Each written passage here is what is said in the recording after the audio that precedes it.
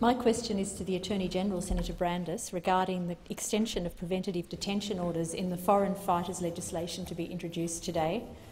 The COAG review of counter-terrorism laws recommended preventative detention orders be repealed. Reports by the former Independent National Security Legislation Monitor, Brett Walker SC, also say that these orders are not effective, not appropriate and not necessary. Why, then, is the coalition government proceeding with legislation against this expert advice and extending powers that Mr Walker has said are worse than useless? Senator McDonald, a point of order. Mr President, I think there's a standing order prohibiting questions about matters that are already on the notice paper, and I'd ask your ruling on that in relation to this question. Thank you, Senator McDonald. The matter is actually referring to a notice of motion to introduce a bill. It is very close, but I'll allow the question on this occasion. Senator Wright, Attorney-General. Well, thank you very much, Mr President. I am aware that Mr Walker is of that view. I'm also aware that there are many, and they include those responsible for policing, who are not of that view. And those people include, most importantly, the Acting Commissioner of the Australian Federal Police, Acting Commissioner Andrew Colvin, with whom I had a discussion about this matter as recently as Sunday afternoon, and with whose officers I have had many discussions. Senator Wright, there will always be legitimate room for a debate about the design features of particular measures. There will always be, in particular, room for a legitimate debate where those measures are unusual measures. Preventative detention orders, like control orders, are unusual features of our law. They were introduced by the Howard government in 2005 specifically to deal with a very unusual set of circumstances, and that is where a terrorist event was considered by the authorities to be imminent, to give them the power to take a person into custody in circumstances in which, for various reasons, an arrest, which is, as you well know, the ordinary mode in which people are taken into custody, might not be available.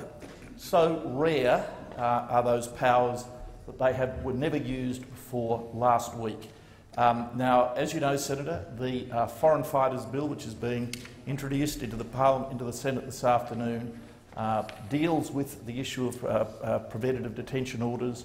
The bill is going to be referred to the Joint Parliamentary Standing Committee on Intelligence and Security, and they're going to have a good look at them as well. But it is the view of the government that there is a role, albeit in unusual and very limited circumstances, for this device. The government is determined that every piece of equipment needs to be in the armoury to keep our country safe. Thank you, Minister. Senator Wright, a supplementary question. Yes, thank you, Mr President. A supplementary question.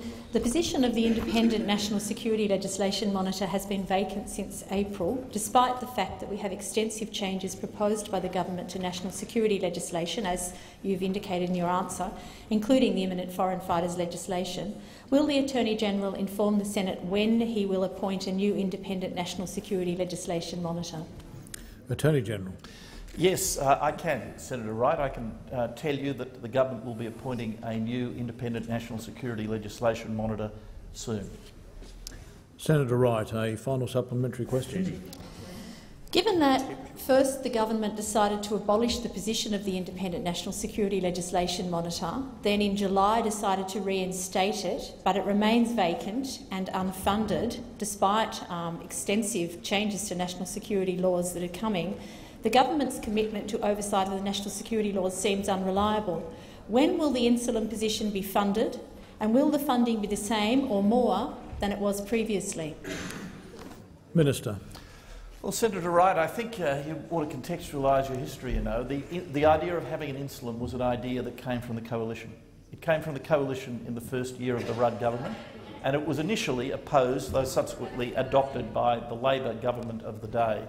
It was in fact moved in this chamber over opposition from the Labor government of the day by former Senator Troth and me.